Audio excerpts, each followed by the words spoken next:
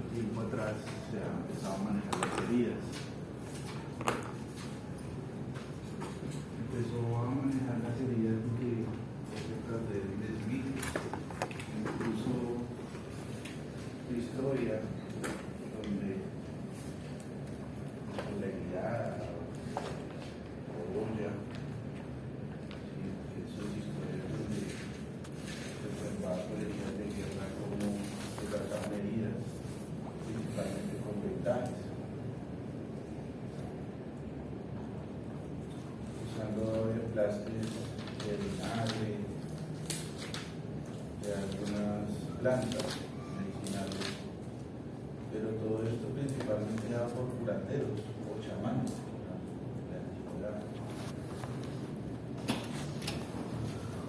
Uno de los primeros en observar esta situación fue Edwin Smith, donde, intrigado por la forma como eran tratadas las heridas por la cultura egipcia, trató de conseguir algunos papiros, pero sin lograr poder llevar a la traducción. Hasta que después su pupilo logró hacer la traducción en realidad. Como los egipcios, al lograr no solo conservación de cadáveres, usaban las mismas secreciones para manejar heridas. Por ejemplo, usaban miel, emplastes de miel, donde se dan cuenta que emplastes de miel o incluso aceite de resina puede lograr una cicatrización.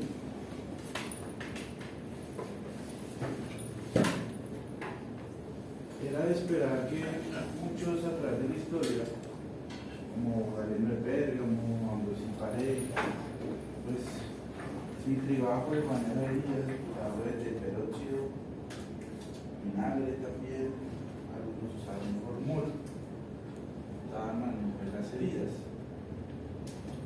En la antigüedad pues había muchas guerras, pero había desconocimiento de la presencia de patógenos. Era lo que principalmente daña o perjudica la cicatrización o la evolución de una herida.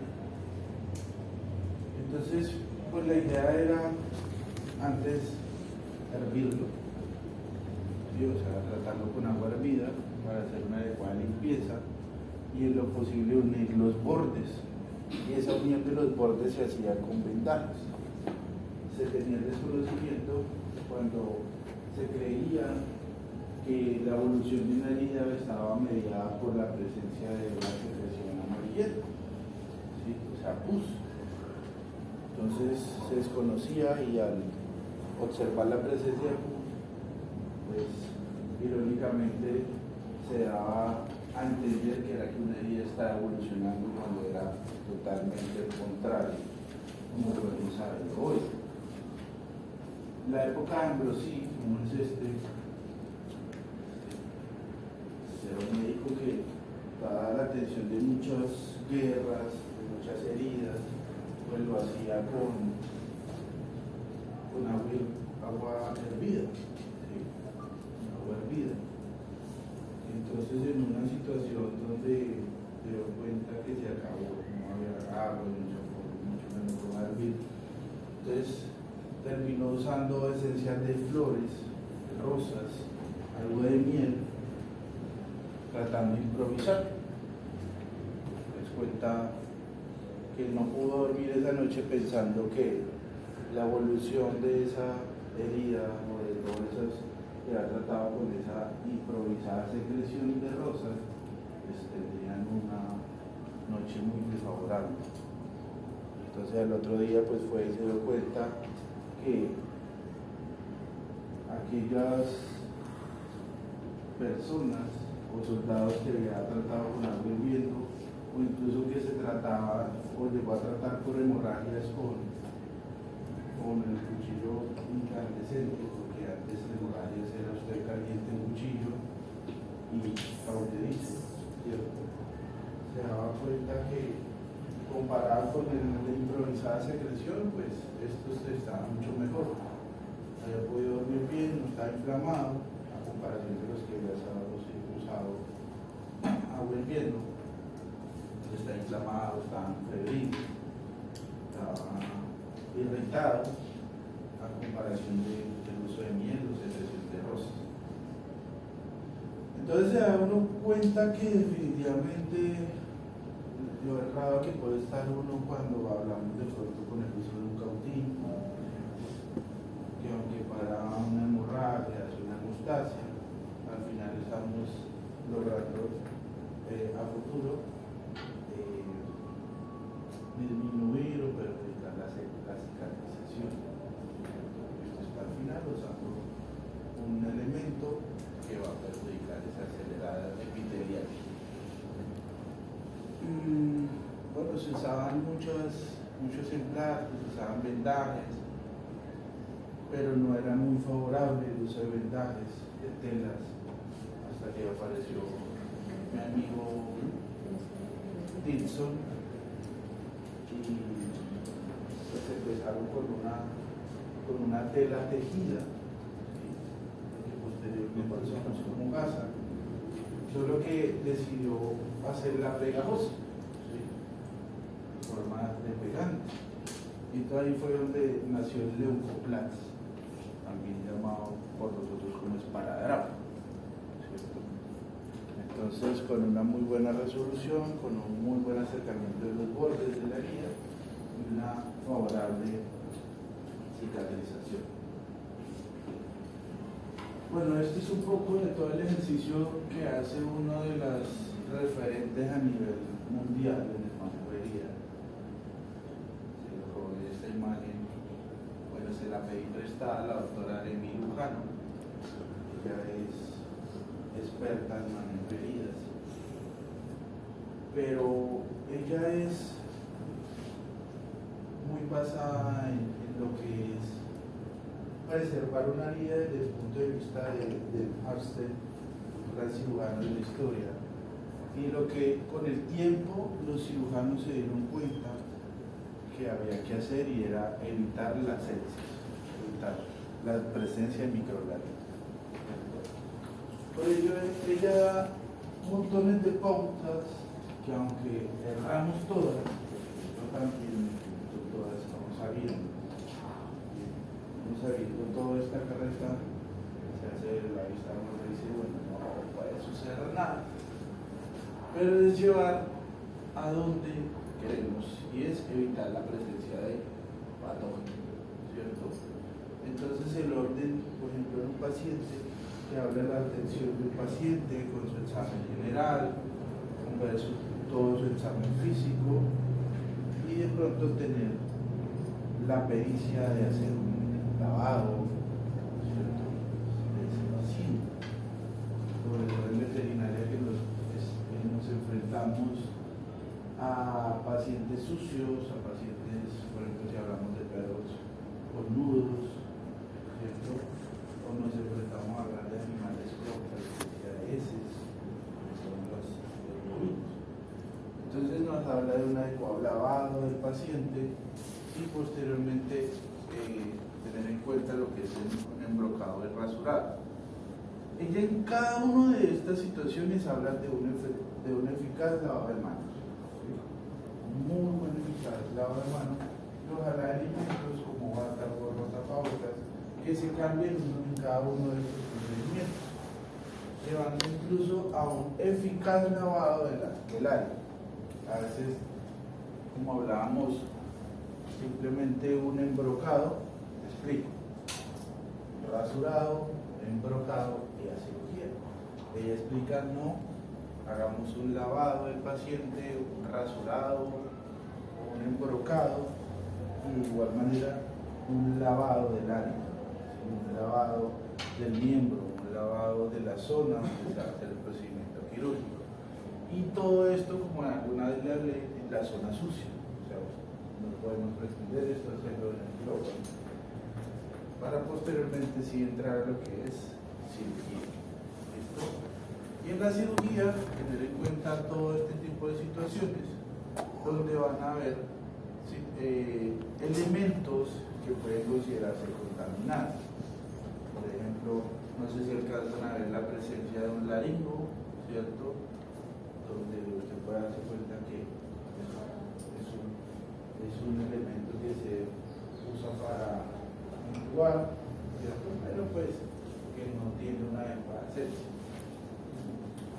posteriormente sí tener en cuenta todo lo que es los elementos de protección, un embrocado adecuado, ¿sí?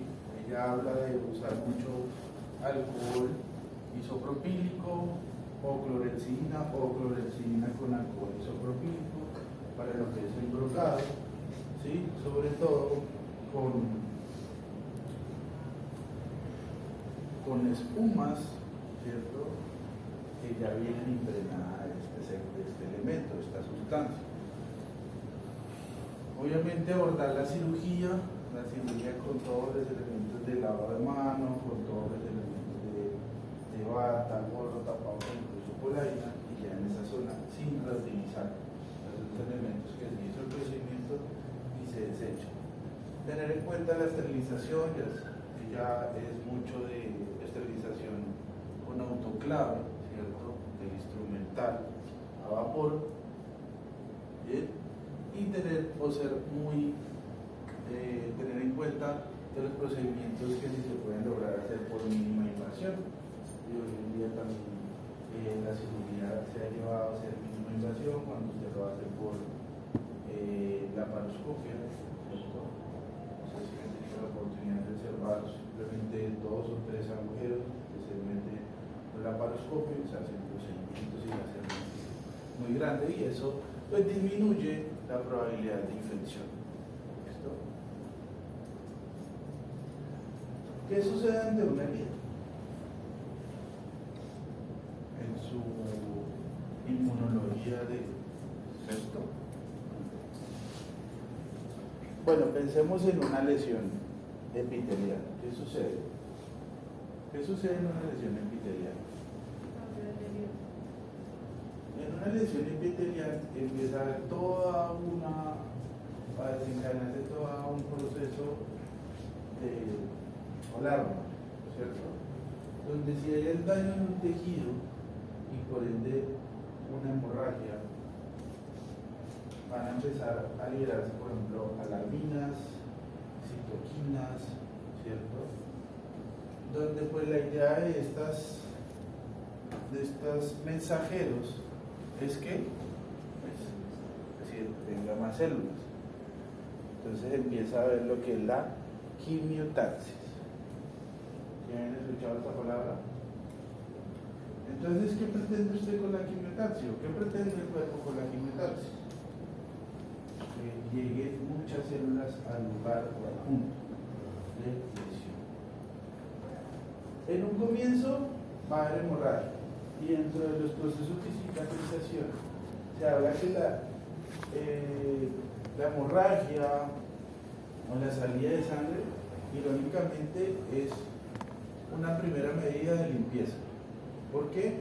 Porque si hay la salida de sangre, esa sangre va a ser o va a arrastrar cualquier partícula o cualquier suciedad o mugre que hay en una herida, ¿cierto? Pero inmediatamente a esa hemorragia, ¿qué va a suceder? Pues tiene que haber vasoconstricción, ¿cierto? Inmediatamente, ¿qué va a suceder? Vasoconstricción. ¿Y qué se pretende con la vasoconstricción?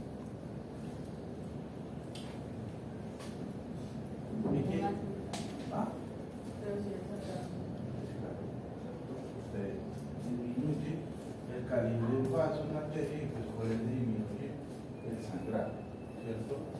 Teniendo en cuenta que se está llevando a cabo en el momento la quimiotaxis, porque usted está teniendo migración de montones de células.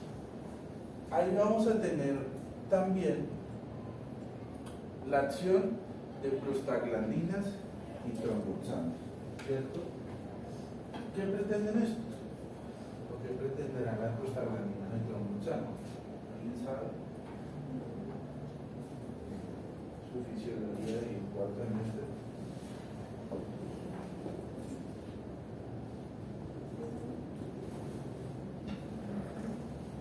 Estas igual son células mensajeras.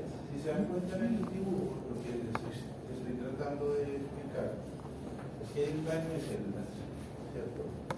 Y allí al tiempo van a activarse, por ejemplo, leucocitos, neutrófilos, macrófagos. ¿cierto? E importante, se va a empezar, o se inicia un proceso de cascada de coagulación, ¿cierto? Donde factores de coagulación o de hemostasia, ¿cuántos son? Los factores de la cascada de coagulación.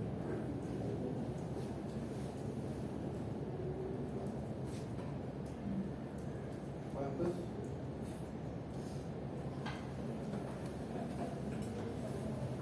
Dos. Gracias. ¿Quién fue a clase de fisiología? 12 factores de coagulación, de la cascada de coagulación, y al tiempo se activan las plaquetas. Las plaquetas se activan.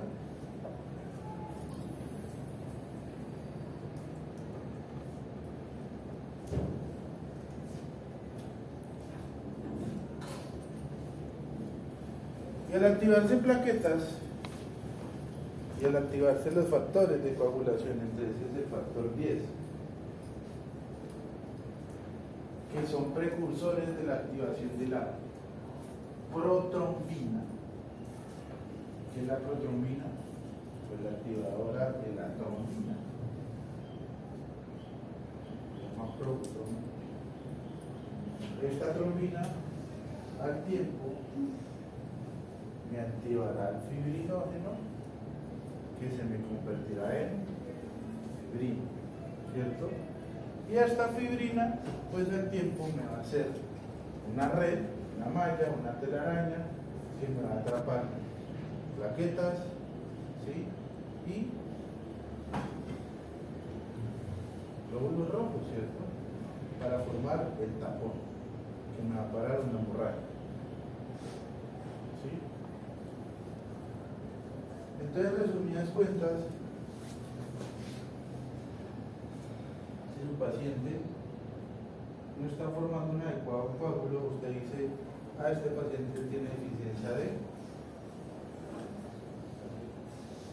qué? ¿De plaquetas? Siempre tenemos esa equivocada idea, ¿no?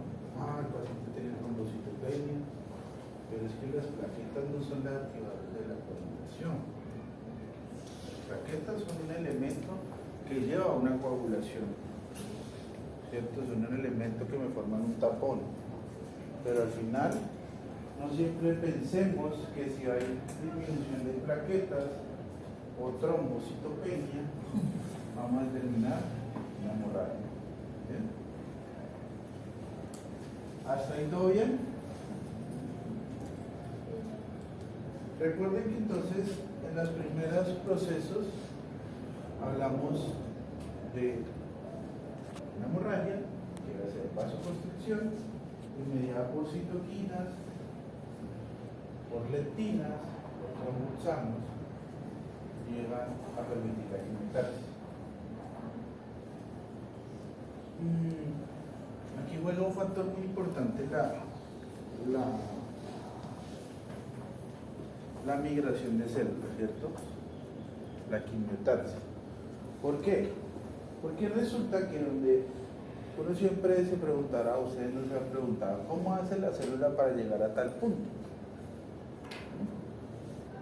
Entonces resulta que se da gracias a esa quimiotaxis, que la quimiotaxis permite la permeabilidad vascular del helicocáliz para que células como leucocitos, macrófagos lleguen a un punto, permitiendo que si van por un flujo sanguíneo empiecen a disminuir el flujo, empieza a hacer la relentina a disminuir esa velocidad del flujo sanguíneo, empiezan a ver las adhesinas ralentizan la célula y permiten ese paso de la pared, o sea, esa quimiotaxis para llegar al punto. ¿Me entender o no me entienden? Entonces, usted ve que hay un flujo sanguíneo, vamos por una arteria normal, esa arteria va a llegar a cierto punto donde está la lesión epitelial, ¿cierto? Pero como la sangre va a toda velocidad, esa célula va a toda velocidad, cuando se va a llegar al punto de la lesión, por acción de algunas citoquinas, empiezan a y de alarminas, porque hay otras citoquinas que llaman las alarminas, empieza una acción de disminuir esa velocidad del flujo sanguíneo, ¿cierto? Y por acción de las adhesinas, hacen que esas células, por ejemplo, una plaqueta, disminuye esa velocidad de flujo, se adicione a las paredes del vaso, ¿cierto? Esa pared endotelial del vaso, y logre migrar hasta el punto de la lesión. Entonces, ¿cómo permitir? Disminuir la velocidad, adherirlo a la pared del vaso y que migre hasta el punto de la lesión. ¿Bien? Dentro de las situaciones que se llevan a cabo, entonces hablamos primero de que hay una hemorragia, limpia la herida, tiene que haber un coágulo, ¿cierto? Y ese coágulo es por acción de la trombina, la protrombina, el fibrinógeno, ¿cierto? La plasmina, la adhesina, el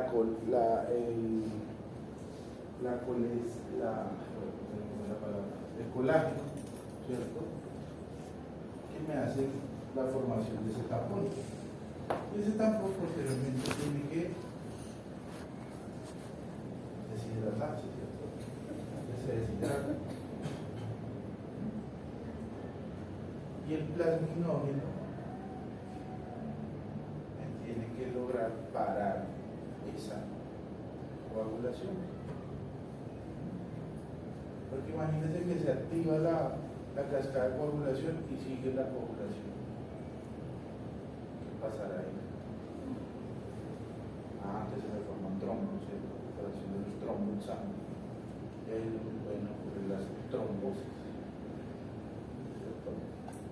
Como una trombosis, un trombo, y generalmente en los pacientes, pero preciso hay un término por el arterio basilar del encéfalo, y son los accidentes cerebrovasculares. Entonces empieza la deshidratación de un coágulo, se forma una costra, pero no el chino con la costra interna. Entonces la costra que abajo de la costra está llevando a cabo toda una remodelación. Teniendo en cuenta después de esa coagulación va a haber una inflamación, ¿cierto? ¿Cuáles son los signos cardinales de la inflamación? Rubor, ¿qué es rubor? Enrojecimiento de la piel. ¿Qué más? Calor, o sea, se aumenta la temperatura. ¿Y por qué se aumenta la temperatura? ¿Y por qué hay enrojecimiento?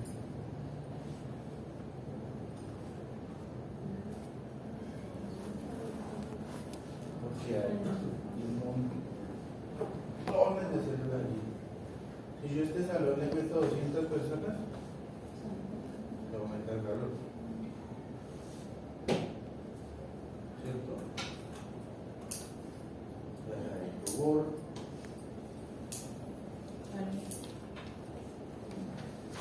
Calor. ¿No? Dolor. Hay dolor. Porque se perdió la secuencia celular del tejido, se perdió, fue modificada. Entonces recuerden que hay ramas nerviosas que incluso pueden llegar, se distribuyen por toda la dermis, llegar a la epidermis para provocar una sensación de que hay un dolor. Y el dolor es necesario porque uno, le está diciendo a usted algo no está bien, y dos, permite también la quimiotaxis. ¿Qué más? Rubor, calor, dolor, Pérdida de la forma. pérdida de la forma, ¿cierto? O de la función del tejido, y edema, ¿cierto? Y entonces ahí es donde usted se da cuenta que hay los exudados. Empieza a ver exudados. Entonces, dentro de las etapas de una cicatrización, vamos a tener coagulación, inflamación, proliferación y después remodelación o maduración. ¿Sí?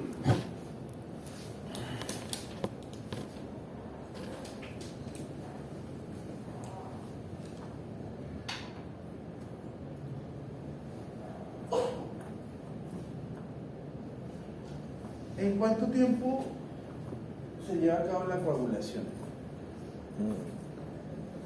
¿Cuánto es el tiempo aproximado? Segundo, minuto. El tiempo se habla de 12 horas. Es que usted no está diciendo, es que está sangrando, ¿no? Esa formación de todo eso lleva hasta 12 horas. No quiere decir que aún está saliendo sangre, que está el chorro ahí. No quiere decir que aún se está formando todavía ese tapón allá. Por eso hablamos de 12 a 24 horas, donde la coagulación se lleva a cabo por acción de tromboxanos, ciertos citoquinas, plaquetas, como les hablaba de la trombina, la protrombina, el fibrinógeno, la fibrina, la coléjana, ¿cierto? O el colágeno para la formación de ese tapón de coágulo.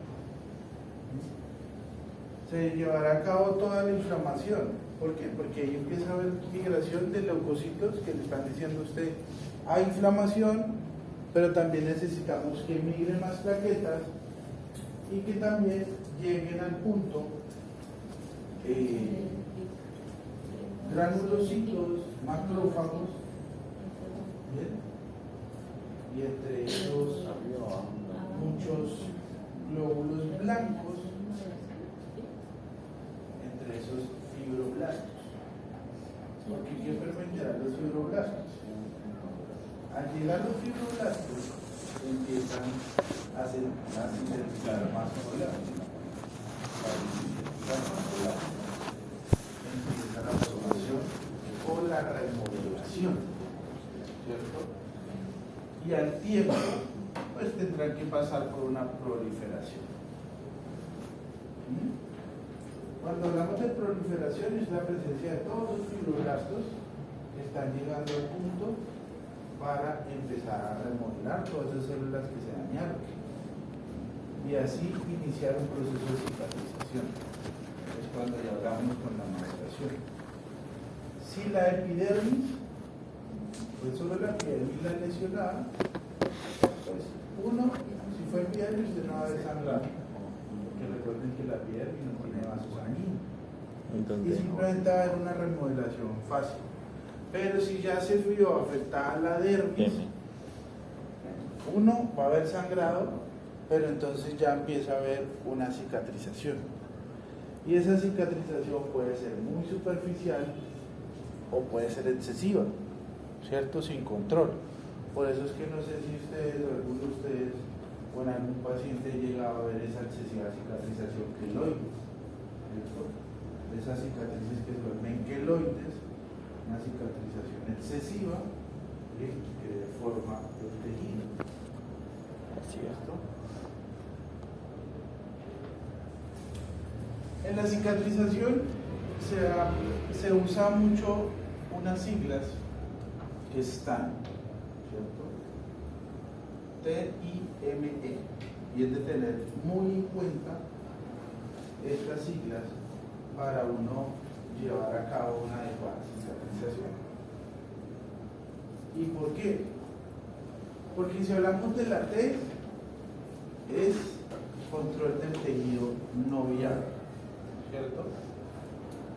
Entonces, la T representa una herida abierta, crónica y de lenta cicatrización. Es importante esta palabra. Hay tejido necrótico, ¿cierto?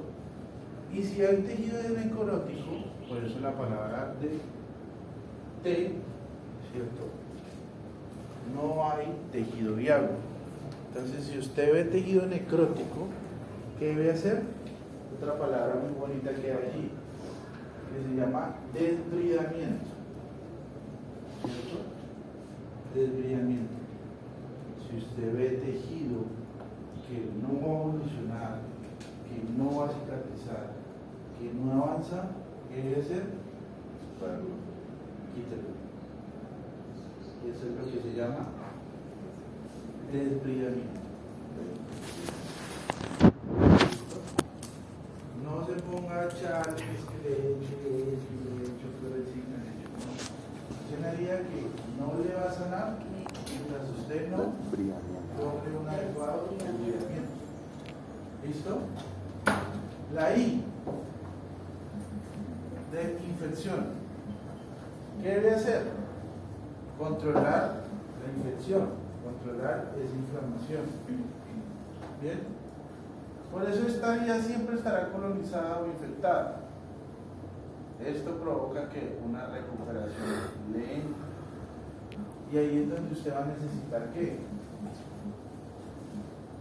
Agentes antimicrobianos, antibióticos de uso tópico o antibióticos de uso sistémico. Entonces ya usted hará no solo uso enteral, sino uso parenteral. ¿Cierto? ¿Saben cuál es la diferencia entre eso? ¿Cierto? Ella le hizo una pregunta a un compañero de ustedes y no sabía que era una vía enteral o parenteral. ¿Ustedes sí? Enterales. ¿Cuáles son las vías enterales? ¿O por qué una vía es enteral? Bioral. ¿Por qué es enteral? No. ¿Por qué una parenteral no puede ser?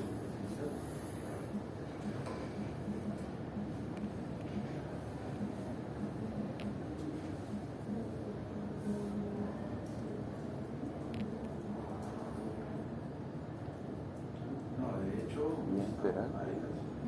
Vía enteral se llama. de hecho es ¿Sí?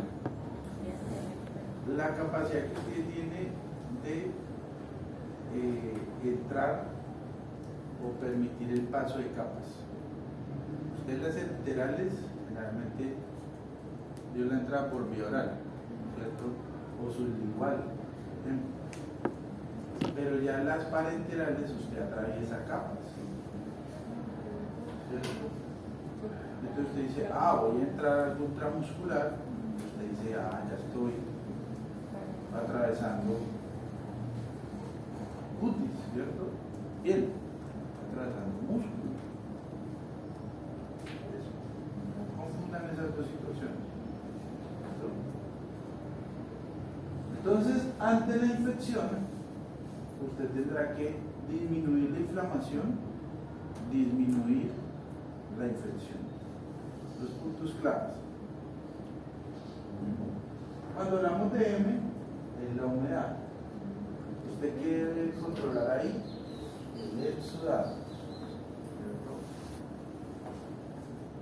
Entonces, cuando hay infección, inflamación, la herida produce más exudado, más exudado.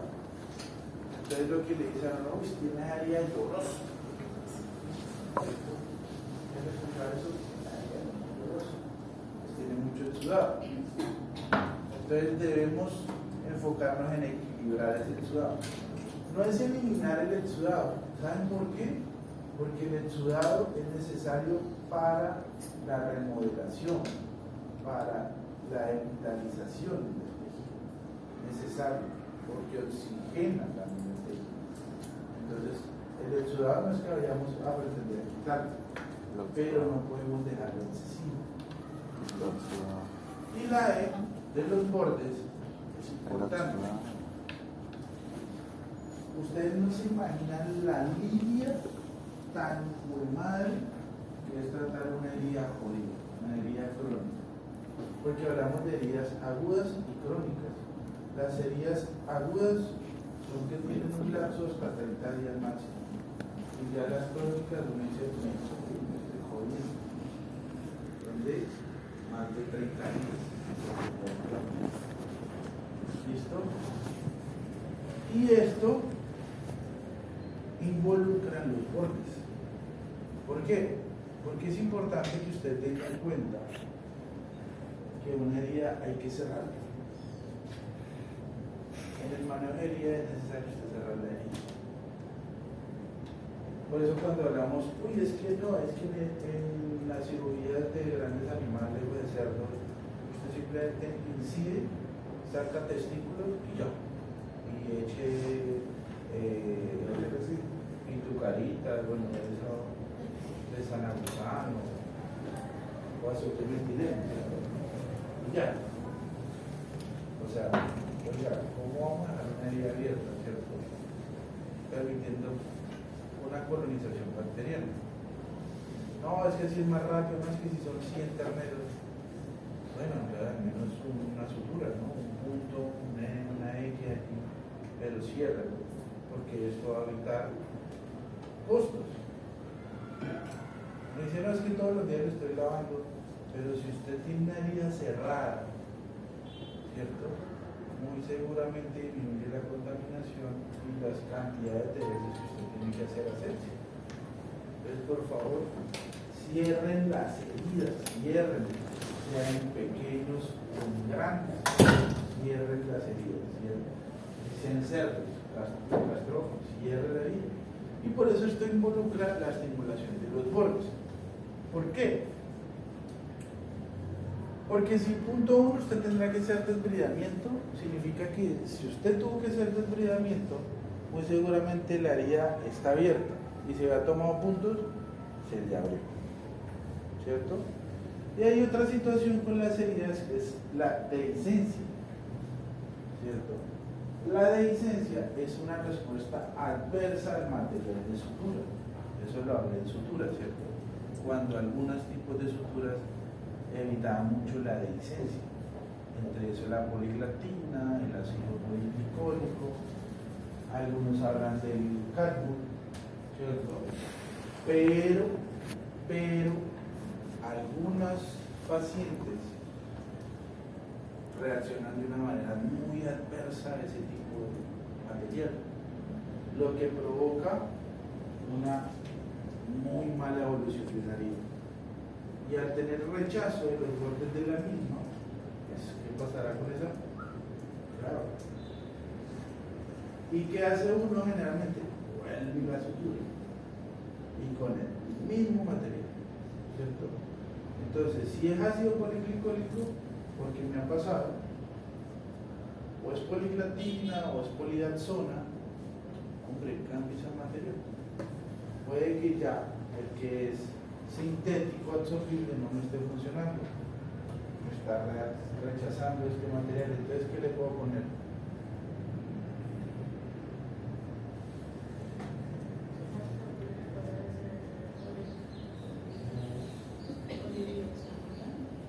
No, porque eso es absorbible. Por eso, pero usted no dice que es un material, o sea, que se requiere un material absorbible. No, dije que si usted, No, tocaría si con usted tiene seda. no absorbible, cambie. Tocaría. Porque es que lo digo de la experiencia que a veces me reaccionan mucho al no absorber. No quiere que no significa que no encontraba que. Pero el SEA no tiene tanta tensión. ¿Qué es el micrin? El micrin es poliglactina, o sea, es no absorbible, es multifilamentoso, ¿cierto? Y a veces me reaccionan mucho a los que son absorbibles. Entonces cuando yo veo, porque es que no va a ser terco, ya pues de hecho tengo una micrin, se me abrió, vuelvo y le pongo el micrin y empieza la dehiscencia. Y entre esa dehiscencia empieza la necrosis de los bordes. Entonces, ¿qué hago? Quite la sutura, ¿cierto? Quite sus puntos, no le dé más a eso, ¿cierto? ¿Qué hacemos? Puntos de tejido, desbridamiento, tenemos que hacer desbridamiento, ¿cierto? Tenemos que hacer infección, lavado, antimicrobianos, ¿cierto? Tenemos que hacer la EMI, control del sudado. Muy seguramente esa herida va a tener que secreción, ¿cierto? Control del sudado. Y posteriormente la E de estimular bordes. ¿Qué creen cómo estarán el tejido de esos bordes?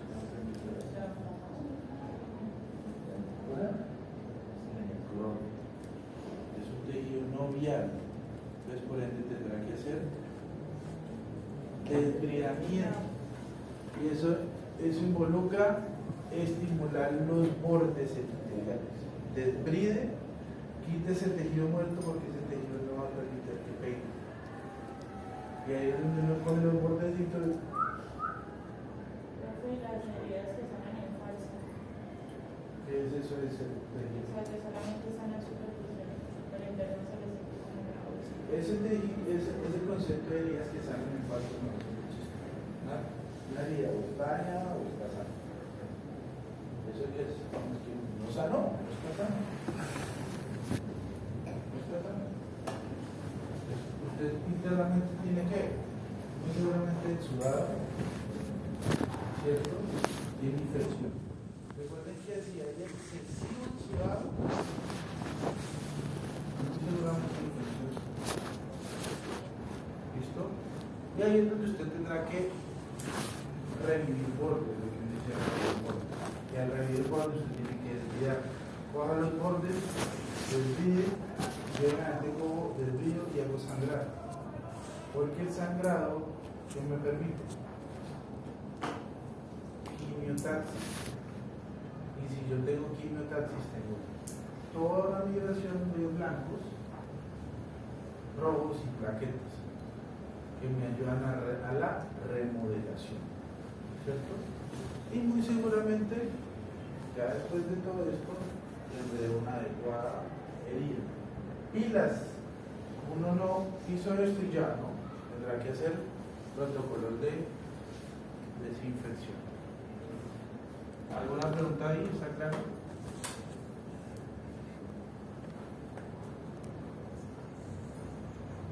Cuando hablamos de empezar un procedimiento de asepsia o de desinfección, hablamos por ejemplo de apósitos, y entre esos tenemos los activos o los pasivos, ¿cierto?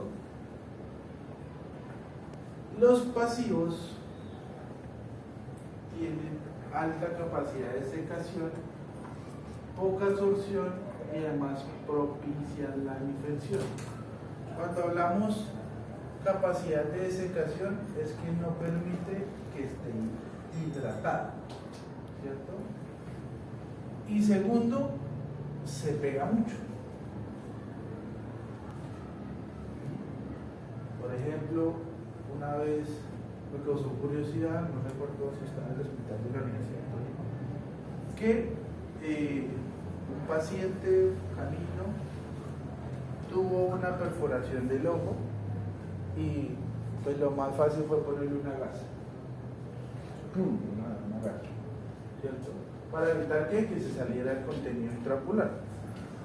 Pero ¿qué pasó con esa gasa? Esa gasa permite que se pegue todo el tejido y hace una cagada más grande cuando usted la retira, ¿cierto? Entonces, por ende, las gasas, en lo posible, no se ponen secas. Húmeda, y ojalá no húmeda con agua, ¿no? Y si es agua, pues sea agua estéril, ¿cierto? Porque cuando usted la pega, ella después, no sé si la han visto, se llevó todo ese tejido de granulación, todo ese tejido de epitelización, ¿cierto? Entonces, por eso, esta gasa, ¿sí?, no es adecuada. ¿Listo? Esos son apósitos pasivos. Ya tenemos los activos, estos interactúan con la herida, favorecen la cicatrización. ¿Qué características tienen? Estos sí propician un ambiente que necesita la herida, y ese ambiente es húmedo, ¿cierto? No excesivo, porque recuerden que si hablábamos de excesivo exudado, es que había infección, ¿cierto? Tienen que ser, ¿qué? Estériles, ¿cierto? Esa champonada que hacemos todos, que cortamos la gasa, la ponemos en un taco, que lo son. No, ¿cierto? En lo posible gasa estéril. O que usted sí la hizo, la cortó y la esterilizó, ¿cierto? Tiene eficaz capacidad de absorción, brinda protección contra la infección, no son adherentes. ¿Cierto?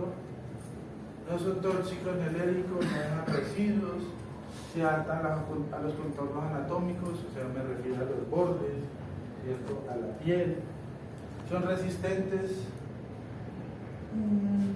Este punto de costo-efectividad, sí, es cierto, obviamente es más costoso, quiere decir, una gasa estéril es más costoso, ¿sí? Pero la eficacia es mayor.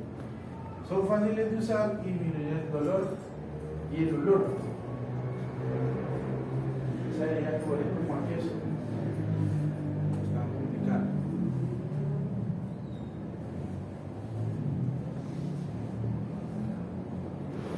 Dentro de algunos depósitos traje esta tabla. Entre ellos tenemos los alginatos, ¿cierto? Bueno, no voy a andar esto, esta presentación se las voy a subir. Tenemos las esponjas y tenemos los hidrocoloides, ¿cierto? Todos estos apósitos son activos. ¿Qué características tienen? Todas las que les dije. Las costas, no son adherentes, la deshidratada, pega, esto no sería anterior. Hay otras que incluso tienen composición de lidocaína, entonces por eso favorece disminuir el dolor.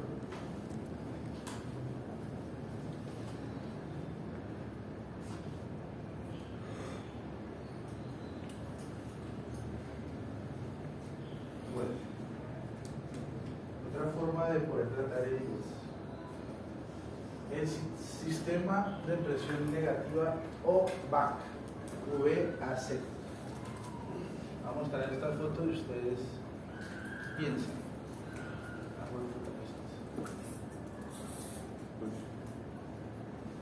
Aunque con estas es otro método de ayudar a sanar heridas.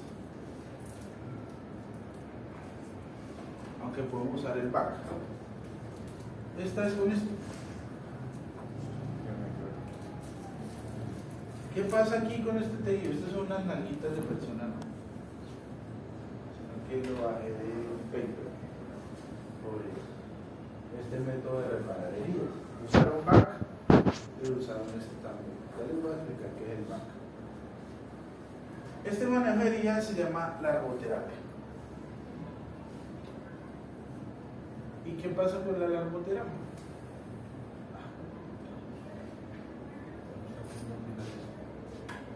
La largoterapia es simplemente usted cultivar larvas de mosca, no es que sea la mosca doméstica, ¿sí? Son de otra variedad de mosca, elisata, algo así es el nombre taxonómico de la mosca. Usted cultiva en medio estéril la larva, en medio estéril, y la siembra a un tejido necrótico.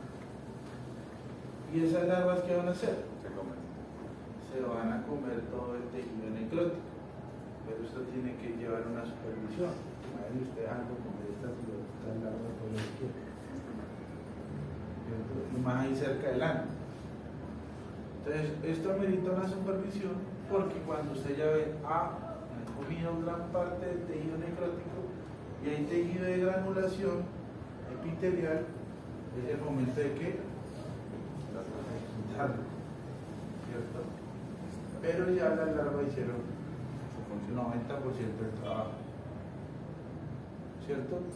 Porque si no tuviéramos larvas, ¿qué nos toca hacer? ¿Cómo se llama eso? Desbridamiento, ¿cierto? Tenemos que hacer desbridamiento, quitar todo ese tejido necrótico, porque si no la herida que no va a sanar, esa herida no va a sanar. Dentro del VAC, les voy a mostrar también, es un sistema de presión negativo.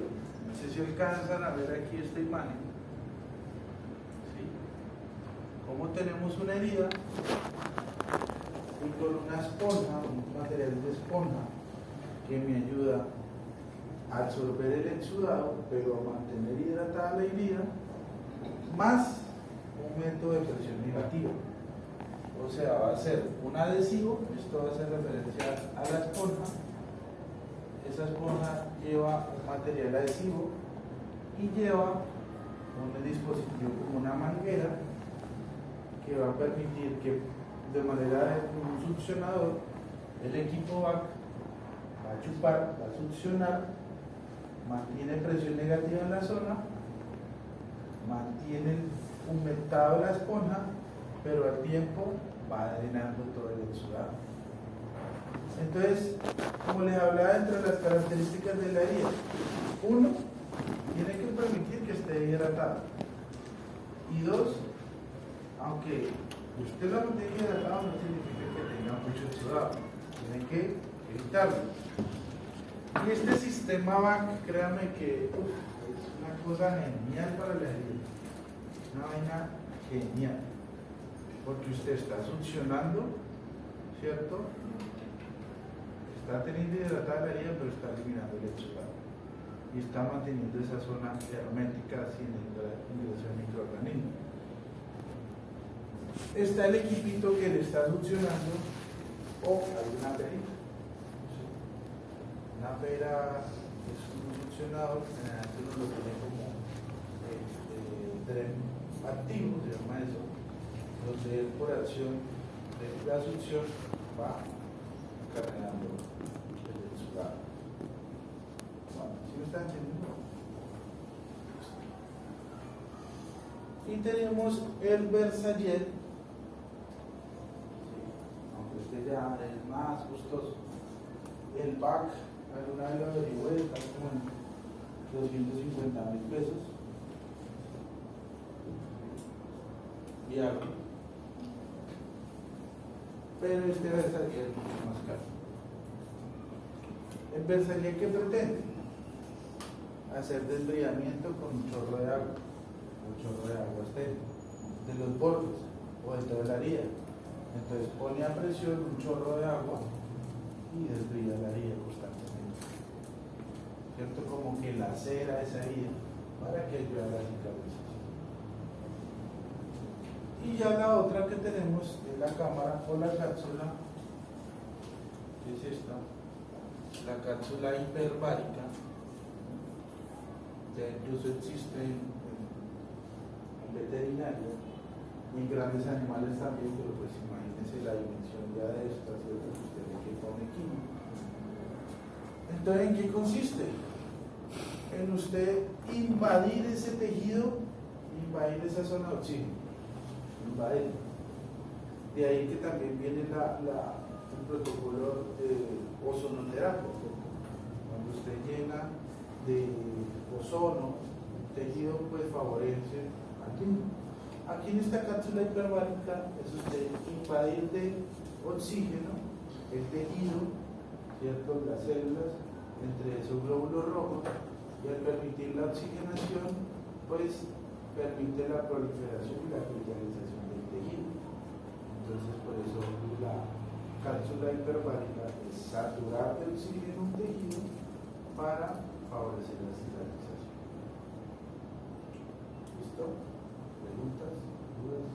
Otro método de cicatrización que es con la piel de pescado, de piel de tiranía, ¿puede ponerlo? Sí, para allá voy con las otras. Otros métodos son, por ejemplo, membrana amniótica, ¿cierto? Que es algo parecido a lo que usted está diciendo, que es coger a veces la placenta, ¿sí?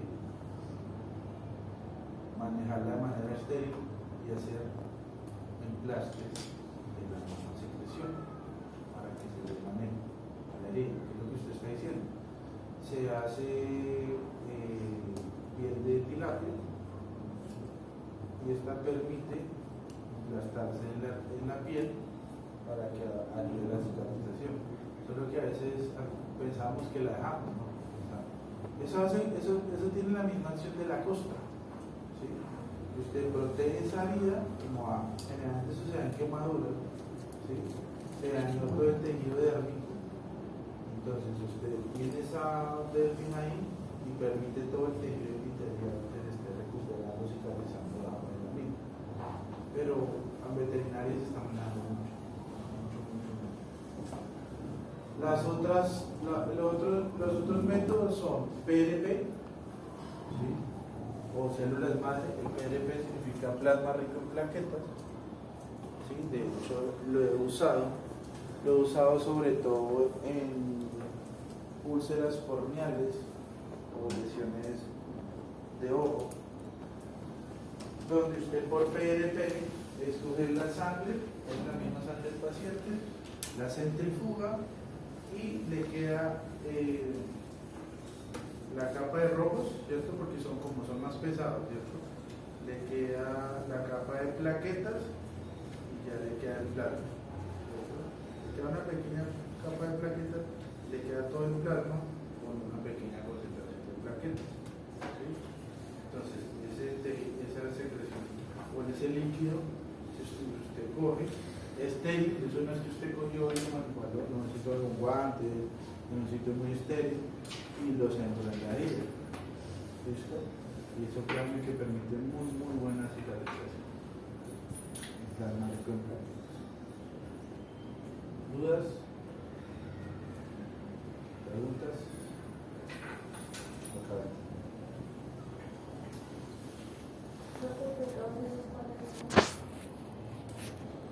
Es una muy buena pregunta, ¿no? Dependiendo del paciente, ¿no? No, dependiendo de cómo ha herida.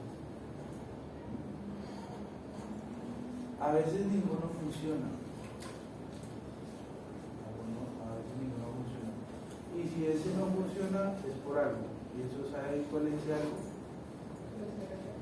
La infección.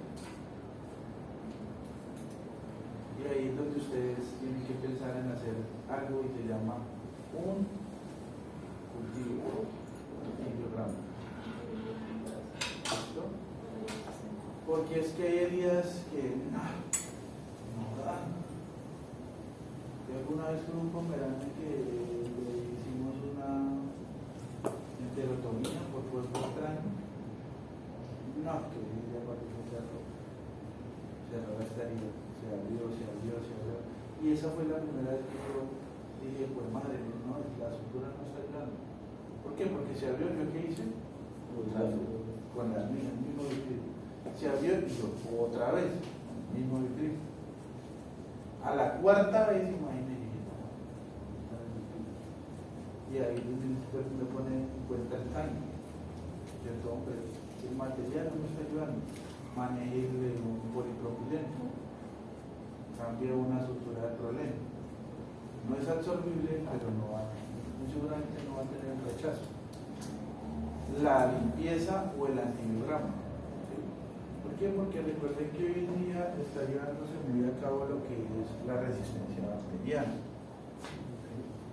Incluso alguna vez el paper que yo leí hablaba de la resistencia a algunos antibióticos desde el punto de vista veterinario, que somos los más culpables. Cuando nomás preparamos una cefalexina o preparamos algún antibiótico que es de reconstitución, estamos empezando a ser muy resistentes a los mismos, ¿sí? Por lo menos yo que cada estoy preparando ceftriaxona. ¿Y en qué consiste eso? Pues como usted coge el utilizado y le inyecta el diluyente, ¿cierto? Y cuando usted inyecta, lo que usted siempre habla de que ahí escapa de algunas microgotas, de algunas partículas, eso va por vía aérea y empieza a crear resistencia. Entonces por eso se habla de uno de lo posible rotar los antibióticos, usar siempre los mismos y no usarlos por usar. De ahí el principio de la doctora Arevalo. Es más fácil usted tener todo estéril que si usted hizo todo el protocolo de esterilización esencial, muy seguramente usted va a ser un paciente que no necesita antibiótico. No necesita. Pero esto que medita, a que su quirófano es un santuario. Tanto que esa enfermedad tiene una escoba y un trapero para su quirófano y lo cambia cada semana. Y la persona que le hace aseo, primero se baña, se lava las manos y entra como si fuera a hacer cirugía, se le aseo al quirófano. Otro nivel. ¿Sí? Nadie entra a hacer, ay, que es que, ¿dónde va la ketamina? No, allá en el quirófano, entre, no, papi. Allá se terminó la cirugía y nadie entra, que la que hace el aseo lo sale a hacer. Eso no es un corregido así como todos tenemos, que entró, salió, entró, salió, entró, salió. ¿Sí? El manejo de la esterilización. Y algo que tuvo muy en cuenta ella era, hombre, el equipo que se esteriliza, que es la autoclave, por ejemplo, hay que autoclavarlo. Entonces la vieja tiene el servicio de que coge sus autoclaves, lleva a un autoclave a un hospital que son cuartos y las esteriliza. Entonces llega un momento que uno no necesita antibióticos, pero el cultivo ese será para usted esta situación. Yo he tenido pacientes como el compañero que ningún antibiótico, ninguno, pero me dicen no, me toca el cultivo. ¿Todos saben qué consiste en un cultivo antibiograma? Cultivo antibiograma, si usted en una herida no me está saliendo adelante, cojo un hisopo, generalmente un hisopo estéril, que puede estar en un medio agar. El hisopo tiene como una capsulita que tiene un gel aditivo. Entonces usted coge la herida, la impregnó y la metió al laboratorio. ¿Qué hace el laboratorio? Una caja de Petri, ¿cierto? Que tiene un agar estéril, lo siembra, tiene que cultivar si hay algo, unas gram negativas o gram positivas, y empieza con puntos de antibióticos. Entonces, aquí pongo metro, aquí pongo cefalexina, aquí pongo trimethoprim, aquí pongo ácido amoxicilina, ácido clavulánico, ¿cierto?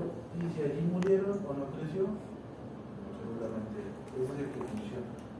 Usted dice, este es el laboratorio, le dice, o a veces le dice a usted resistente, resistente, resistente, resistente, y cuando usted era resistente, dice, de puta, no sé. Le toca a uno pasar a un imipenem, un meropenem, una penicilina benzatínica para sacar adelante esa vida, o si no se va a complicar. Entonces, hacer el uso de un cultivo antibiograma, desbriamiento, lavado y seguramente es una herida que salga adelante. Entonces, por el que el manejo de heridas, pues, y siempre al tutor decirle lavado de manos, guantes, para el brazo estéril, tapabocas. ¿Bien? Entonces, ¿cuál es el mejor método? Que le vaya funcionando, pero teniendo en cuenta también el time. Y si usted ve que probó un back, el back ha sido bueno. El back, de hecho, es uno de los sistemas que prueban mucho, ¿sí? Que es un sistema de drenaje activo. Por eso las vías que se hacen en realidad siempre con un montón de drenaje también, para ayudar a la cicatrización. Que es que imagine usted hacerse una cirugía plástica que le queda una cicatriz. ¿Y otra pregunta?